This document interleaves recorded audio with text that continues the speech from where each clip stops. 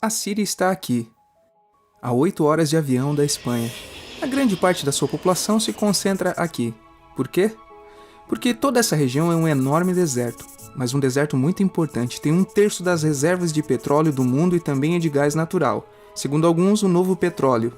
Para tirá-lo daqui e levá-lo para a Europa, é preciso rodear essa península e sair pelo canal de Suez. Como você pode imaginar, aqui te cobram. Mas existe um jeito mais simples, a linha reta. Quem controla esse fluxo pode abri-lo e fechá-lo como uma torneira. Se você não paga, não tem petróleo e nem gás. Essa região é o máximo. A civilização do planeta começa em 3 locais e este é um deles. Mesopotâmia, aqui. Suméria, que é menos familiar, mas é o início de tudo, aqui também. Lembra da Torre de Babel da Bíblia? Foi feita por essa civilização. Egito, aqui. Sempre foi um ponto de contato entre o Oriente e o Ocidente, dando à Ásia saída para o Mediterrâneo. Talvez por isso, aqui nascem as principais religiões monoteístas. O judaísmo, o cristianismo, o Islã é o último que chega e, de fato, acolhe os 2 anteriores. Adão, Noé, Moisés, Jesus Cristo são considerados profetas islâmicos. Bem, vamos ao ponto. Como a área é uma joia, todos querem controlá-la, e ela sempre esteve dentro de algum império. Persas, gregos, os romanos. O Império Romano termina partido em 2, e finalmente só sobrevive este. Agora é quando a última religião monoteísta, o Islã, construiu seu próprio império. Você se lembra das cruzadas? Pois são os europeus cristãos tentando recuperar essa área de que estamos falando. Os últimos a chegar são os turcos, mas veja bem, eles não vêm da Turquia, eles vêm da Ásia junto com Gengis Khan. Eles conquistam tudo e fundam o Império Otomano. O Império Otomano permanece aí até a Primeira Guerra Mundial, 600 anos. Quando acaba a Primeira Guerra Mundial, aparecem pequenos países onde estava o Império Otomano. E pela primeira vez, vemos a Síria no mapa. Até agora, tínhamos desenhado para não nos perder. E o que criou esses países? Veja bem, o que eu vou contar é algo secreto. Bom, foi em 1916. Este segredo máximo se chama Acordo de Sykes-Picot. Os franceses e os ingleses não podiam derrotar sozinhos o Império Otomano. Só poderiam se fossem apoiados pelas pessoas que viviam lá dentro, na sua maioria árabes. Como eles os conquistaram? Prometeram a Grande Arábia, um país só para eles. O único problema é que era uma farsa. Antes de prosseguir, vamos lembrar uma coisa. Os árabes são um povo, não uma religião. Isso é, um árabe pode ser muçulmano, pode ser cristão, e antes do Islã, aparentemente houve tribos árabes com tradições judaicas. Bem, para os árabes não foi dado esse único país que tinha sido prometido. Em seu lugar, franceses e britânicos criaram diversos países pequenos. Esses países, obviamente, não eram países de verdade, mas áreas sob seu comando com governantes estabelecidos por eles. Durante esse tempo, eles fazem o que querem com a área. Lembre-se que há petróleo. A Síria, embora não tenha grandes reservas, tem fácil acesso ao mar, e a França, que ficou com a Síria, entrega a nação a empresas estrangeiras. Após a Segunda Guerra Mundial, os europeus se vão. No caso da Síria, são expulsos.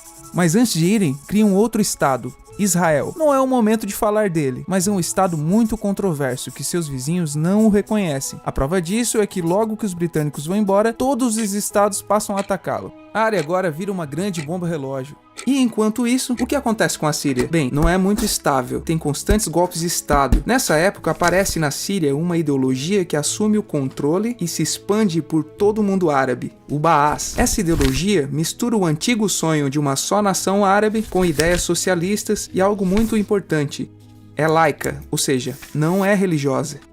A Síria chega a se unir com o Egito, um país com o qual não tem fronteiras. Mas isso não é algo raro. Muitos desses países tentam fazer isso também. Como você deve lembrar, para essa gente foi prometido um só país e o desejo se manteve. Mas a união falha e nessa época o Egito lhes convence a nacionalizar o petróleo. Na Síria, Hafez al-Assad, pai de Bashar al-Assad, o atual presidente, se torna chefe de estado Baás. No Iraque, também em Baás, começa a ganhar força Saddam Hussein. As diferenças entre os países dividem os partidos Baás de outros países em pró-Síria ou pró-Iraque.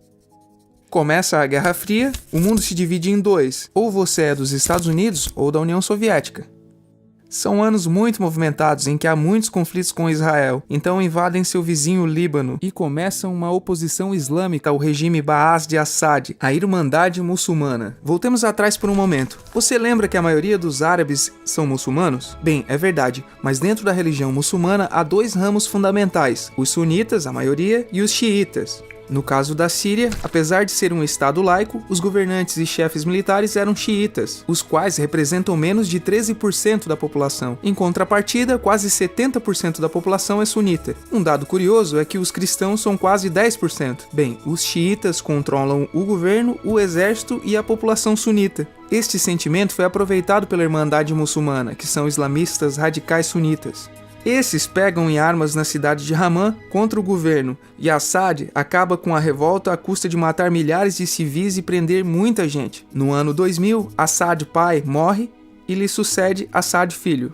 Frente a diversas pressões, liberta muitos presos, traz internet e esperança de mudanças. Há um período de grande debate político e aparece oposição. Também retorna a Irmandade Muçulmana. Os anos seguintes são difíceis. Prendem a oposição e Bush inclui a Síria no eixo do mal. Ele apresenta suas propostas e aí já está à mostra o que acontecerá com a Síria.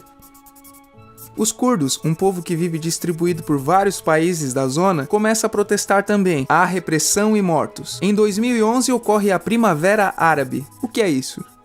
Foi um protesto que foi se espalhando por todos os países árabes pedindo mais democracia. Como você pode ver, o mundo árabe pode estar dividido em países, mas tem tendências generalizadas. Quando chega à Síria, Assad filho acaba usando o exército e nos enfrentamentos morrem umas 1000 pessoas. Os enfrentamentos vão se aumentando até que se converte em uma guerra civil. Não há momento exato do início. O importante é que hoje em dia há inúmeras facções no jogo.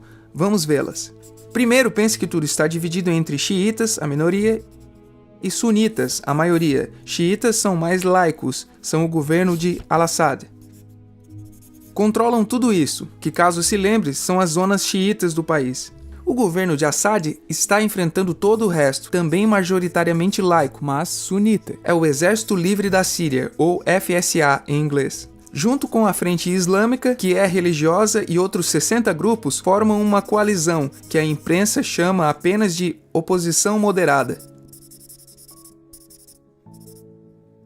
Também islamitas e sunitas, mas radicais, são a Al-Nusra, como é chamada a Al-Qaeda na Síria. Outros islamitas radicais são o autoproclamado ISIS, ou Estado Islâmico de Iraque e Síria. São uma dissidência da Al-Qaeda que controlam a maior parte da Síria e Iraque e são famosos pelas suas atrocidades. Seu objetivo é impactante para muitos. É a criação de um Estado Islâmico ao longo da Ásia, a África e aí por diante. Isso você já sabe. Em Al-Raa temos o povo curdo. Você lembra? Aquele que o presidente Assad reprimiu, pois igualmente os governos de países próximos também o fizeram. Agora eles controlam militarmente essa zona. Antes de terminarmos, repassemos os apoios militares internacionais até outubro de 2015. As forças de Al-Assad são apoiadas pela Rússia, que já tinha bases militares no país antes do conflito, pelo Irã e pela China. Todos são países daquilo que a Europa chama de Oriente. Contra Al-Assad, apoiando a chamada oposição, lutam Estados Unidos, Turquia, França, Grã-Bretanha e Arábia Saudita. Podemos terminar com algumas conclusões, deixando claro que se trata de uma opinião pessoal. Se recapitularmos, veremos que a região é estratégica. Por sua privilegiada situação, todos a querem. A Síria sempre foi dominada por grandes impérios. Pense que há 100 anos a atual França já era França. A Inglaterra era Inglaterra. E isso também há 200 anos, há 300 anos e também há 400 anos. Mas, em uma contrapartida, a Síria só é Síria há menos de 100 anos e só governa a si mesma há mais ou menos 50 anos. E também eles jamais decidiram suas fronteiras. Elas foram impostas. A Europa dividiu o Oriente Médio somente para controlá-lo, desenhando países sem levar em conta o seu povo. Muitos historiadores dizem que todo o povo tem a necessidade de manejar o seu próprio destino, mas com os ingredientes que vimos, jogam contra projetos como a Síria Baar, que usa a repressão para se manter. E, em última instância, se produz uma guerra civil.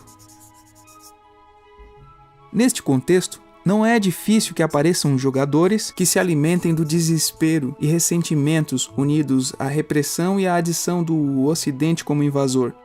O ISIS usa a identidade árabe e a mitologia de antigos impérios. Quando quiser entender o presente, se pergunte: e o passado?